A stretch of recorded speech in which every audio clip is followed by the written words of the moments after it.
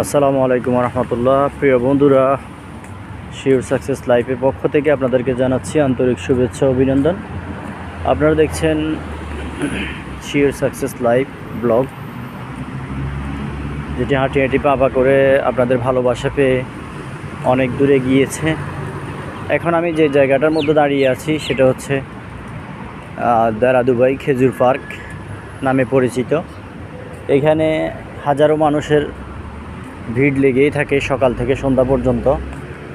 কিছুটা আনন্দ, কিছুটা ক্লান্তি, কিছুটা দীর্ঘ নিঃশ্বাস এখানে এসেই মানুষজন ফেলে। এবং